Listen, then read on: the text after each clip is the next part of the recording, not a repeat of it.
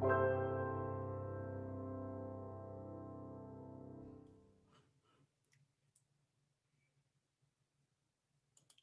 morning, everyone. Welcome to the First Unitarian Society of Milwaukee's online worship service. I'm Reverend Jennifer Nordstrom, and I'm honored to serve as First Church's senior minister.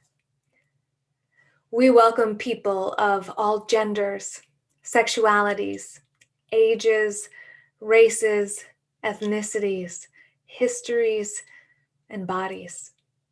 We welcome your mind, your heart, and your spirit. We welcome all you're bringing with you today and all your heart longs to set down. I welcome you in to this worship service by inviting you to repeat our First Church mission after me. We gather to nurture the spirit, engage the mind, and inspire action. Our opening words this morning are the poem Concerning the Book That is the Body of the Beloved by Gregory Orr. The beloved moves through the world, is the world, becomes the 100 things we love or the one and only thing or person we love. Shifting, restless, refusing to incarnate in a final form as if to teach us to keep our eyes moving if we want to see the bird flitting from bush to tree. There it is. No, there. No, it's hidden now. You can't see it, but you can hear its song. Let's go now to our beloved sanctuary to light the chalice, the symbol of Unitarian Universalism.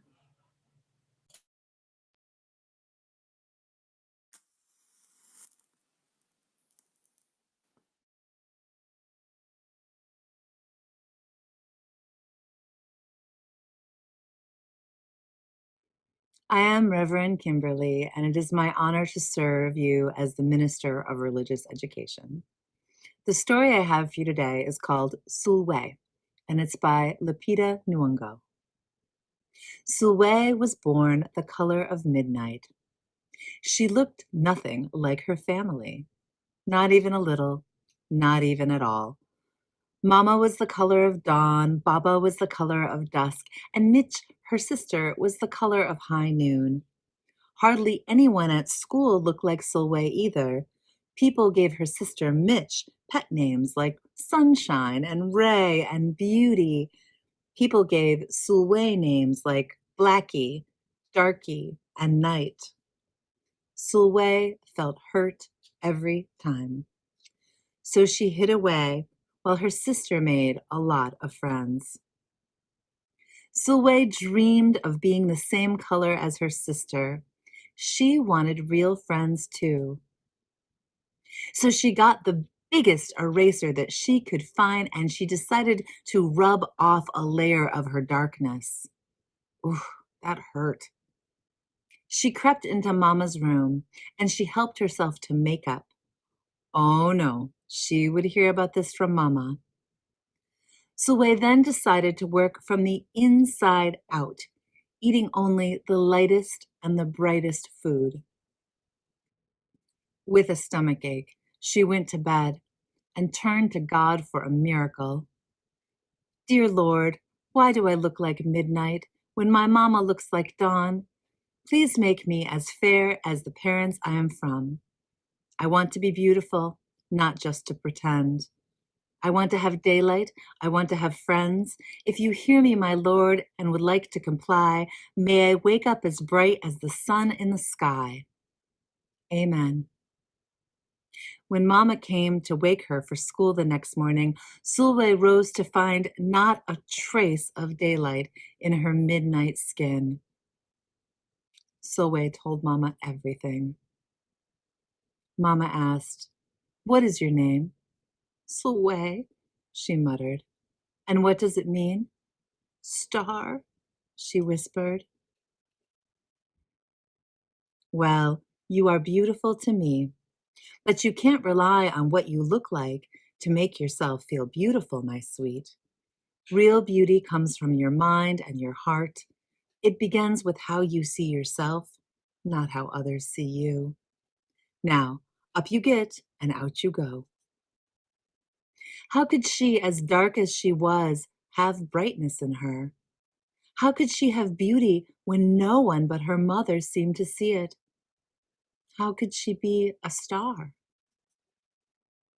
That night, a shooting star appeared in Sulwe's window. The night sent me, the star said. Come with me. Sulwe hopped onto the star and off they went. Long ago, at the beginning of time, said the star, there was night and day, and they were sisters. They loved each other very much, but people did not treat the sisters the same. People gave the day names like lovely and nice and pretty, and people gave the night names like scary and bad and ugly. She felt hurt every time. Well, Night got fed up and walked right off of the earth. Day stayed behind and enjoyed making everyone happy in the sun. But then Day grew too long. Day began to really miss her sister, and so did everyone else. There had to be a way to get her back. Day set off to find Night, and she did. I miss you, said Day. I miss you too, said Night, but you don't know what it's like to be treated badly for being dark. You're right. I don't, said Day, but what I do know is that we need you, just the way you are. Come and see. Night returned, and the people rejoiced. We need the darkest night to get the deepest rest. We need you so that we can grow and dream and keep our secrets to ourselves. The stars chimed in. Brightness isn't just for the daylight. Light comes in all colors, and some light can only be seen in the dark. Well, day had a golden glow. With night, everything had a silver sheen, elegant and fine. Day told her sister, when you are darkest is when you are most beautiful. It is when you are most you. Could that be right? Night did not need to change, not even a little, not even at all. Now that night and day were back together, a little bit of night returned to day in the form of shadows, and a little bit of day returned to night in the form of moonlight. They were inseparable, and from that moment on, they promised to celebrate the brightness in each other, whether people chose to see it or not. You see, the star explained, we need them both. On their sunniest day and their darkest night, and every shade in between. Together, they make the world we know, light and dark, strong and beautiful. And if she ever needed a reminder of her brightness, all she had to do was look up at the sky on the darkest night and see for herself. Sue felt beautiful, inside and out. The end.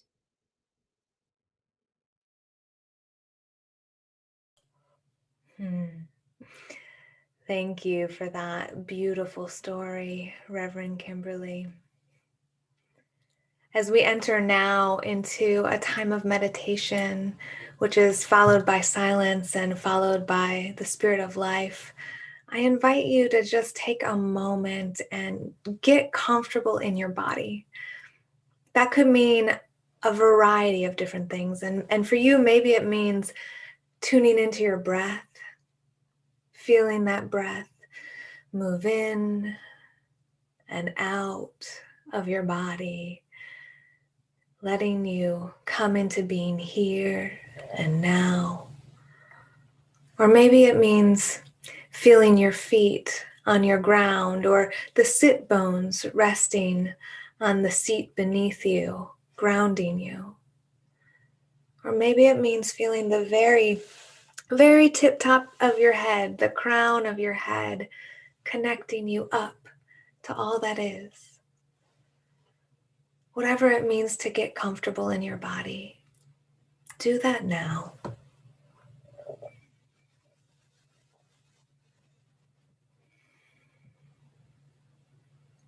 Spirit of life and love, Holy One of our being and our becoming, that which is sacred within, among, and beyond us.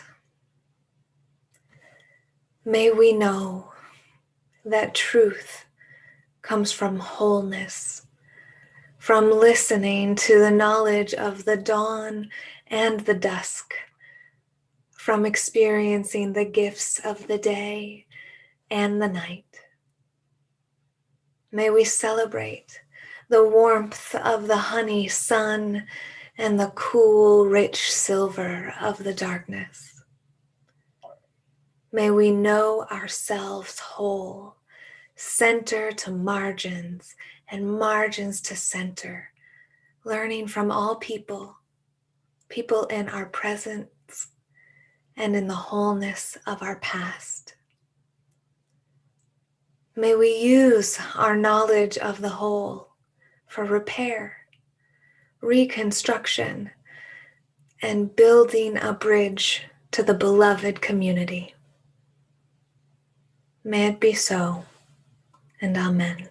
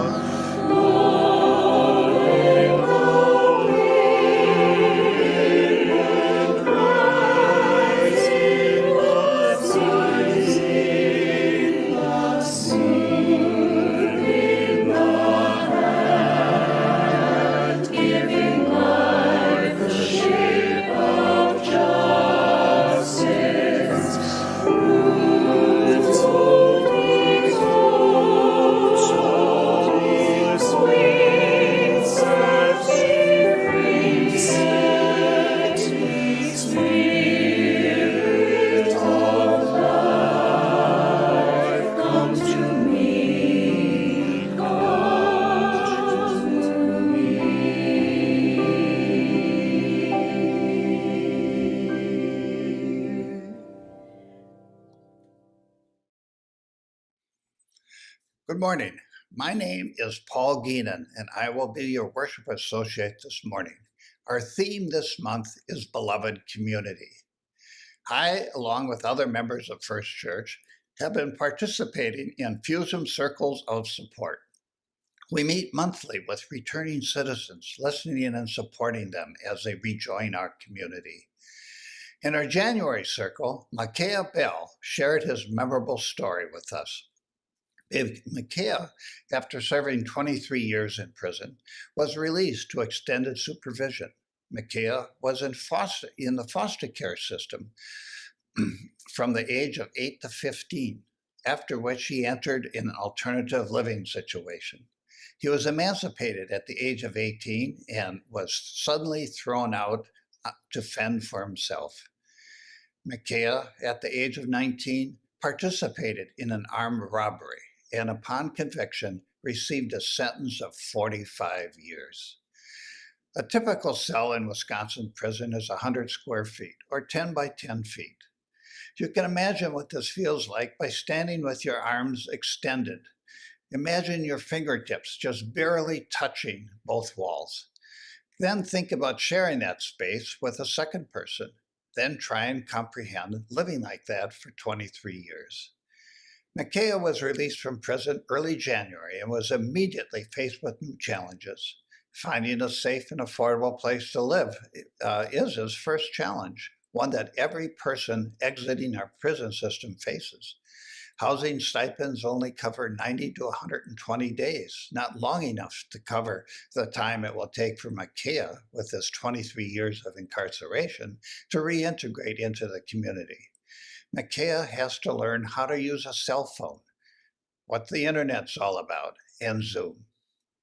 Listening to stories like Micaiah, I and members of FUSM circles of support worked with Project Return, resolved we would try and find a way to correct some of the injustices of Wisconsin's criminal justice system. Since the Republicans have a majority in both the Senate and Assembly, we needed to build bridges with our conservative legislators. Badger Institute, a conservative think tank, told us about using business intelligence software that is searchable and allows cross-analysis that would allow legislators to make evidence-based decisions. This would allow legislators, all members of the system, and community advocates to better understand how Wisconsin's complex criminal justice system really works.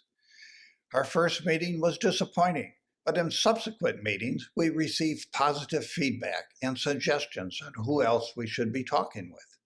Most legislators express interest in reducing the prison population, both for financial and humanitarian reasons.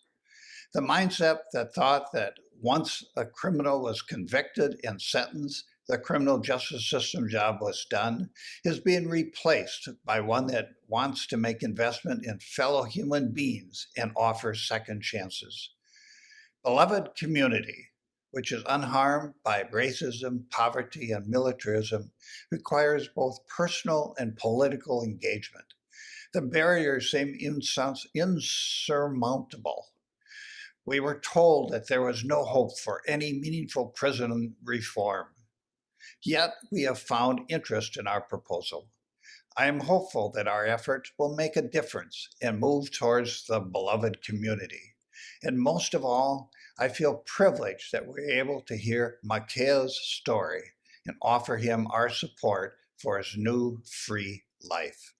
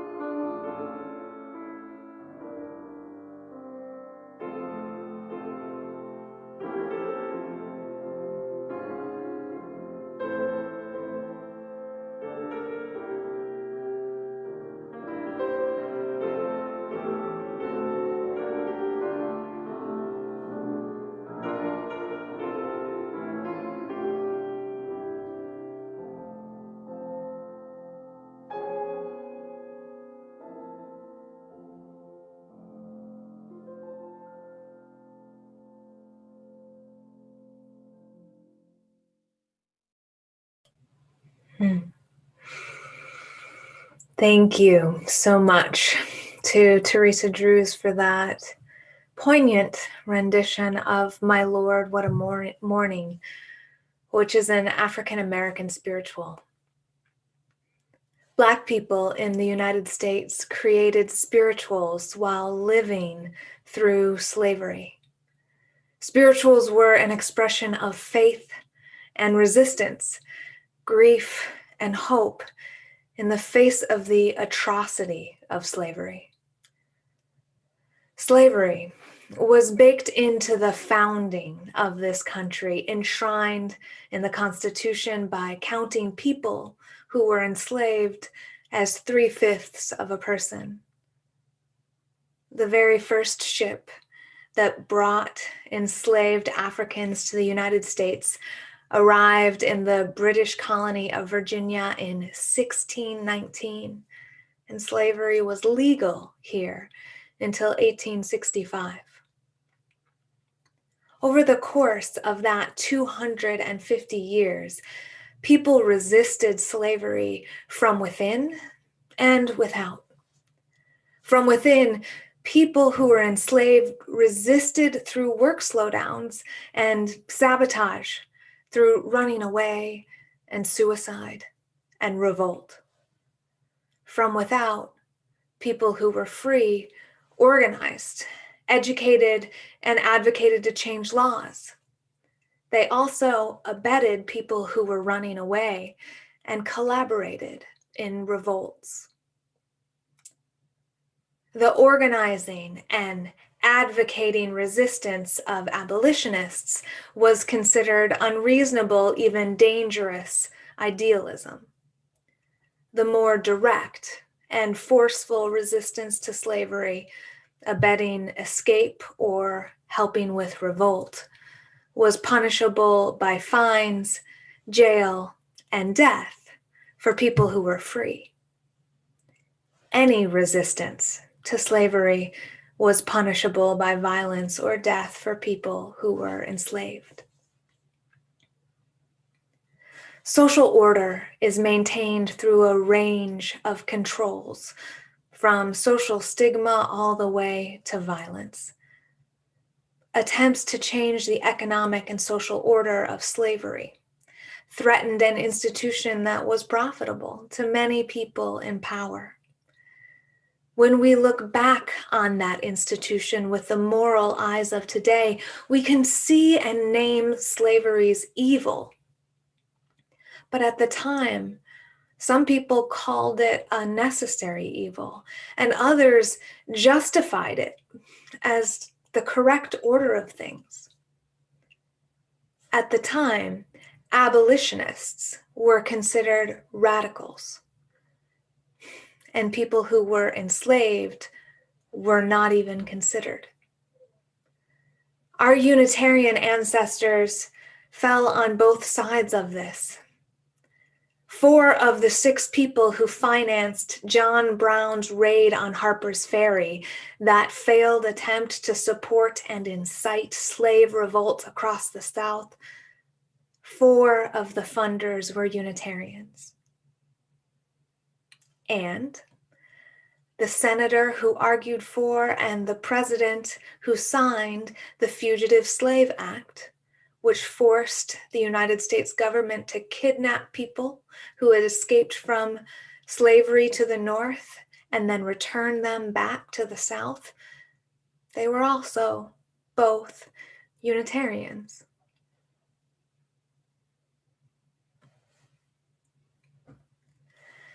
The philosopher and social gospel theologian Josiah Royce originally developed the term beloved community in the early 20th century to describe the ideal community, one that would be comprised of all people fully dedicated to loyalty, truth, and the reality of the whole. For Royce, this community is beyond the real and genuine communities we might encounter as human beings during the course of our lives. He used the term beloved community to mean heaven on earth, or the most ideal community of realized souls. Here on Earth, according to Royce, genuine communities of loyalty can enable individuals to know the truth. Royce argued that truth can only be known through the community because the whole truth can only come through the infinite community of all minds together. Royce's definition of objective truth is that whole which is only known through the total knowledge of all knowers. Thus, truth and knowledge can only come through community, and through community as a whole, not individuals or only segments of the community. Today, organizers say that to know the truth of a situation, we must take into account the knowledge and the truth of the most marginalized people in society, because they hold pieces of the reality about how society works that those in the center, in power, do not hold and cannot know themselves.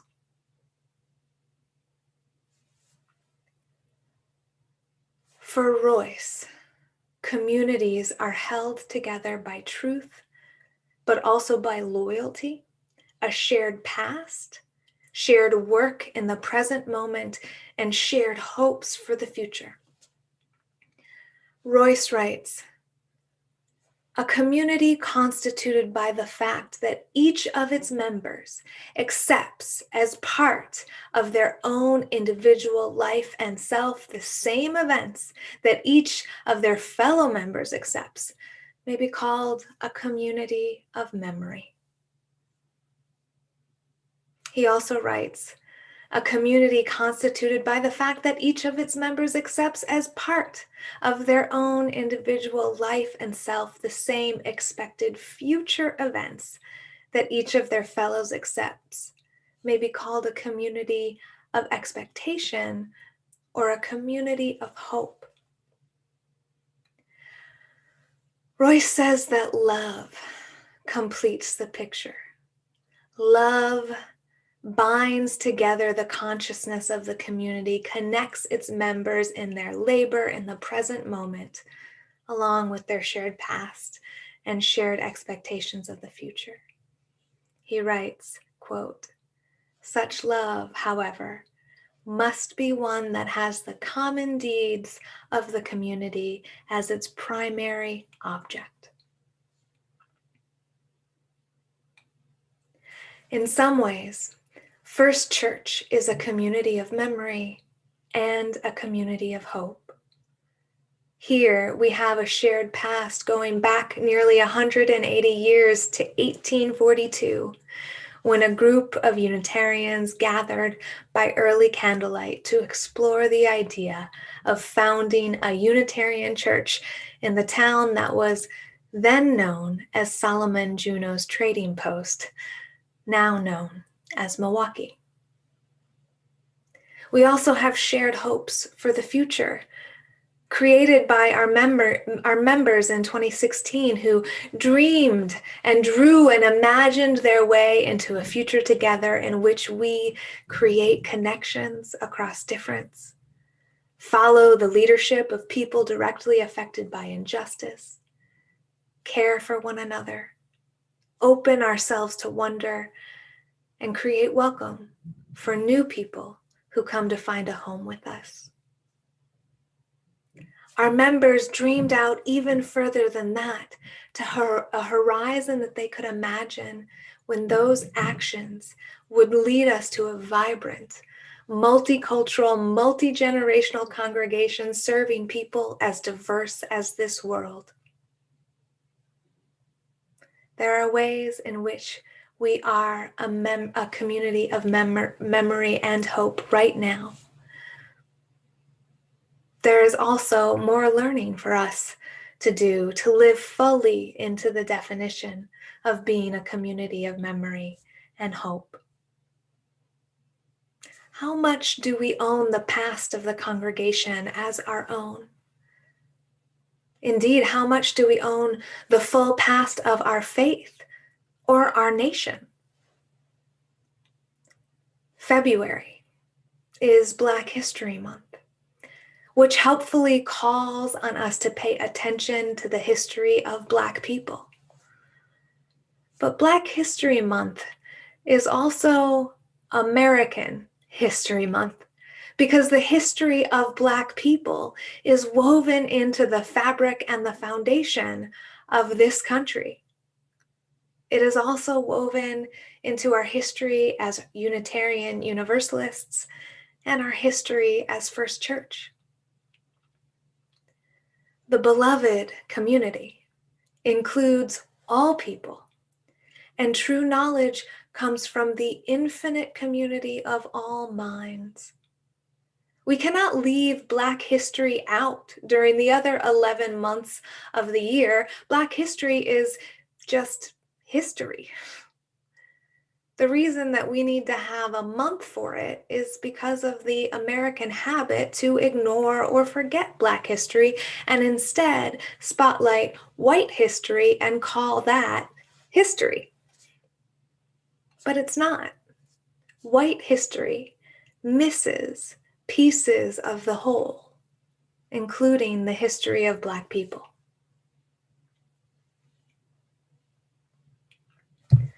We had an abolitionist minister here in the history of First Church, the Reverend Nahor Augustus Staples, who served the First Unitarian Society of Milwaukee from 1856 to 1861. During his service, he preached an abolition sermon that the Milwaukee Sentinel said was a clarion call, like a bell ringing in the night. The sermon was printed into a pamphlet and distributed all over the United States as an abolitionist education tool. There's even a copy of it in the Library of Congress. And Reverend Staples was asked to leave our congregation after preaching that sermon. Some of the wealthy and powerful families in the church opposed abolition, and Reverend Staples was no longer welcome here as their minister. When we look back at the past, it's important to own all of it. The parts that we're proud of, like our abolitionist minister, Reverend Staples, and the parts that we would rather not recognize, like the powerful church families who asked him to leave. We need to remember the Theodore Parkers of our Unitarian Universalist past, those Unitarians who helped finance John Brown's raid on Harper's Ferry, and the Millard Fillmores of our past, who signed the Fugitive Slave Act. We also need to remember the Black Unitarian and Universalist trailblazers of our past, the African American ministers and lay leaders who have been part of our denominations since the beginning. One of the original signers of the charter of the First Universalist congregation in the United States in 1785 was a free African American man named Gloucester Dalton. The Reverend Joseph Jordan, the first African American ordained as a Universalist minister, started a mission to serve Black people in Norfolk, Virginia in 1889. In 1912, Ethelred Brown graduated from Meadville Lombard Seminary and moved to Jamaica to serve there as a Unitarian minister. In 1920, Brown moved to Harlem to begin a Unitarian church there. And throughout the early 1900s, more and more African American people entered our seminaries, our Unitarian and Universalist fellowship processes, and began congregations. These are stories of perseverance and dedication and trailblazing they are also stories of institutional indifference at best, and oftentimes hostility by white ministers and lay leaders in our denomination. Had our Unitarian and Universalist ancestors chosen to welcome, nurture, and fund the ministries of these leaders, we would have a very different faith than we do today.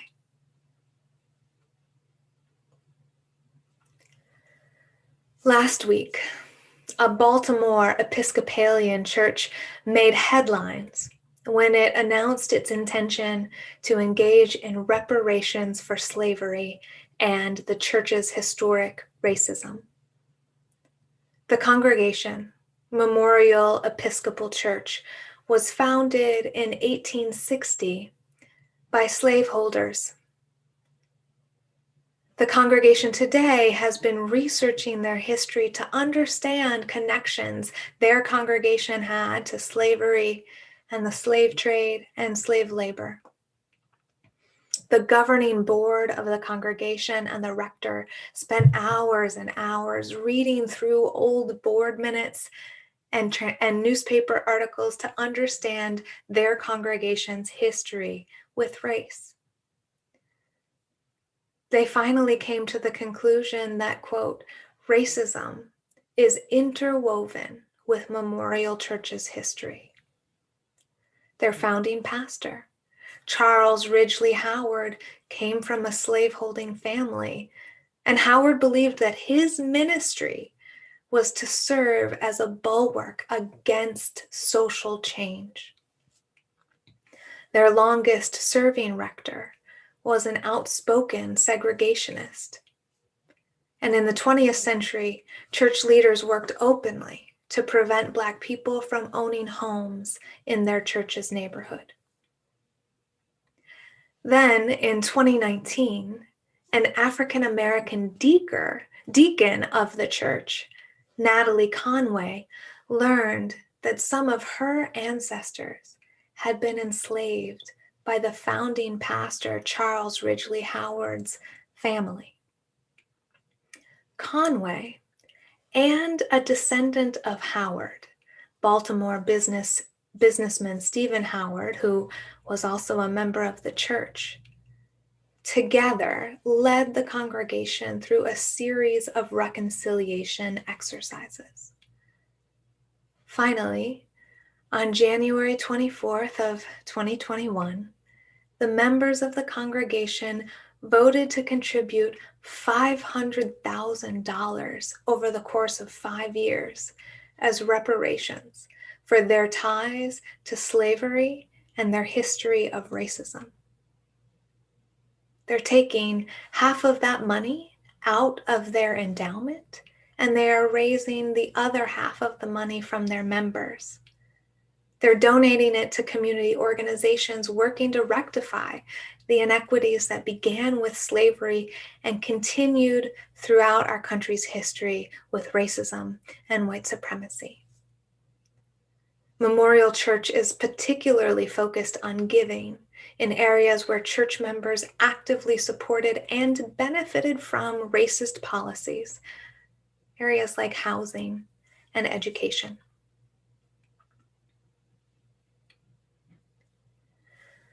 The Reverend Dr. Martin Luther King Jr., another social gospel theologian who studied the work of Royce, took up the term beloved community and moved it from theological obscurity and into the popular lexicon. Dr. King redefined beloved community from Royce's ideal of enlightened souls beyond this world and into a reality that we can create here on earth through the work of human hands. According to the King Center, the beloved community, as the Reverend Dr. King would understand it, would be a community free of the triple evils of racism, poverty, and militarism, and would be created through our mutual cooperation to dismantle those evils. It would be a community in which all people are fed and valued and free. In that beloved community, we would not use violence to solve our disputes. Our children would never go hungry. People would never have to choose between housing and healthcare.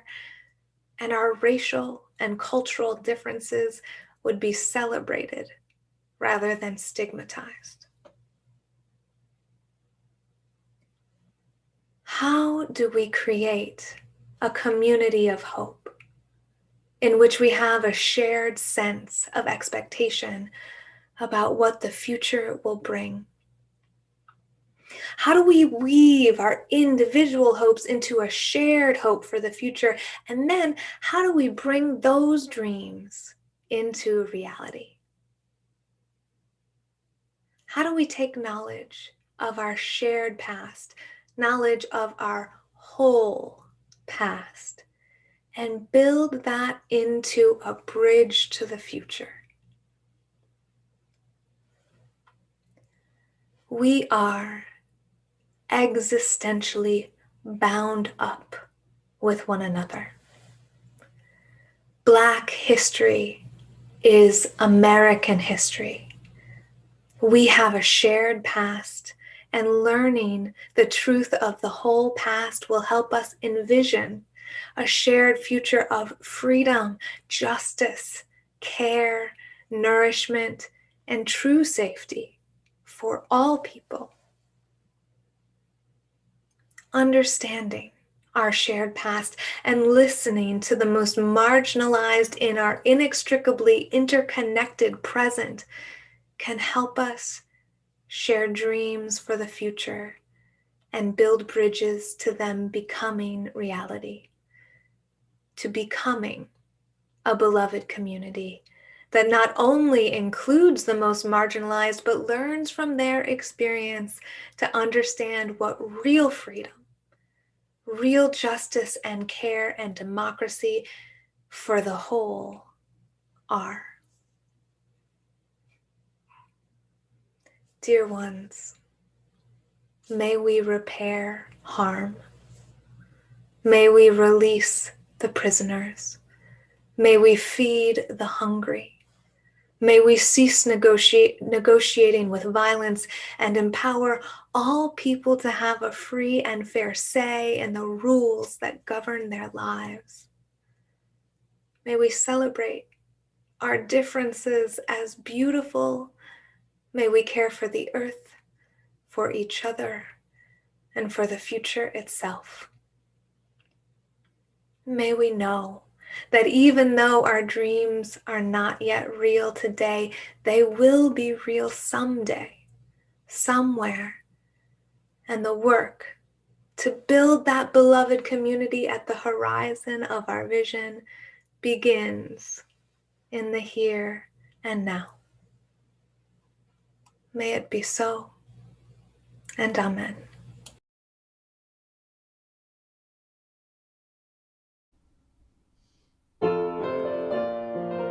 Please join me in singing hymn number 95, There is More Love Somewhere.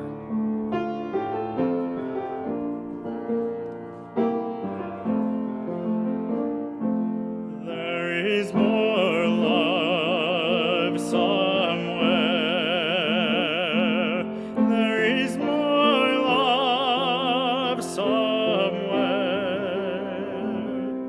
I'm gonna keep on till I find it.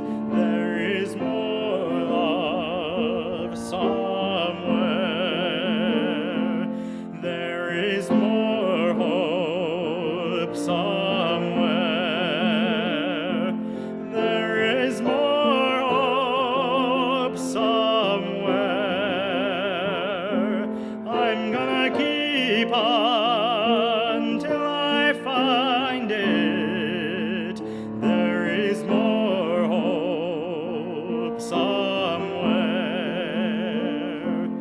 There is more peace somewhere. There is more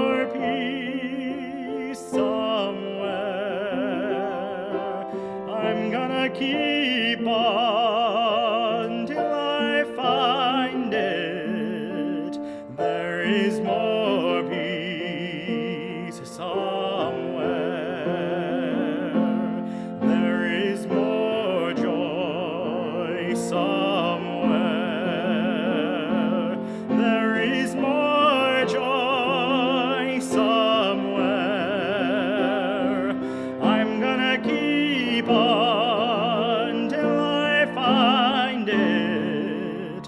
There is more joy somewhere. There is more love somewhere. There is more love somewhere. I'm gonna keep on till I find it. There is more love somewhere.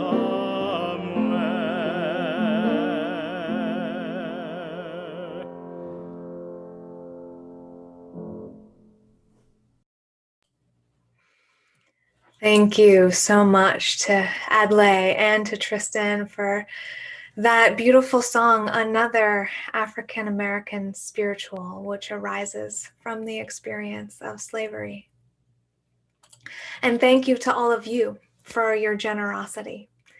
As you know, pledges are at the core of our congregation's spiritual practice of generosity.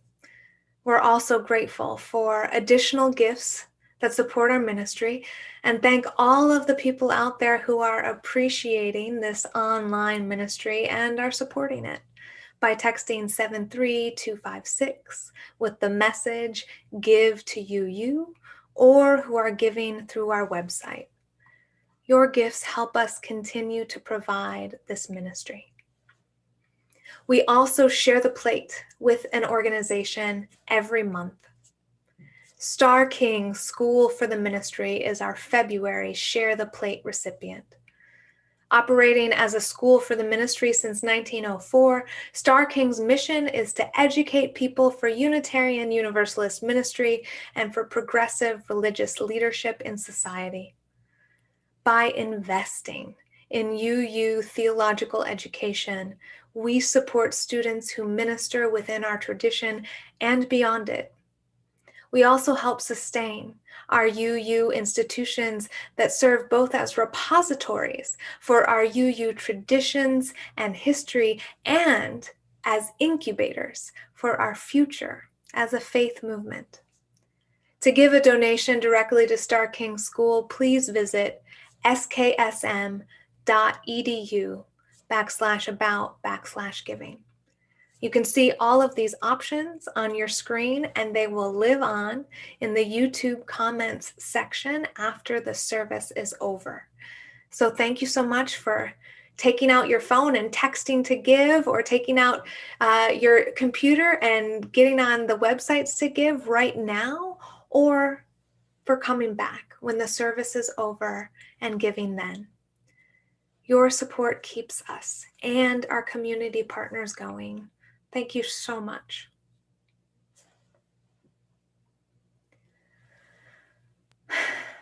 Our closing words today are the poem "The Fountain" by Denise Levertov. Don't say there is no water to solace the dryness at our hearts. I have seen the fountain springing out of the rock wall and you drinking there. And I too, before your eyes, found footholds and climbed to drink the cool water. The woman of that place, shading her eyes, frowned as she watched, but not because she grudged the water, only because she was waiting to see we drank our fill and were refreshed. Don't say there is no water. The fountain is there among its scalloped green and gray stones. It is still there and always there, with its quiet song and strange power to spring in us, up and out through the rock. Blessed be, and amen.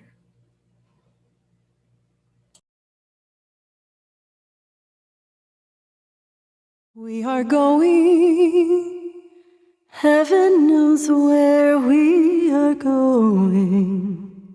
We know within and we will get there. Heaven knows how we will get there, but we know we will. Whoa, yeah, yeah. Whoa, yeah, yeah. Whoa, yeah, yeah. Whoa, yeah, yeah.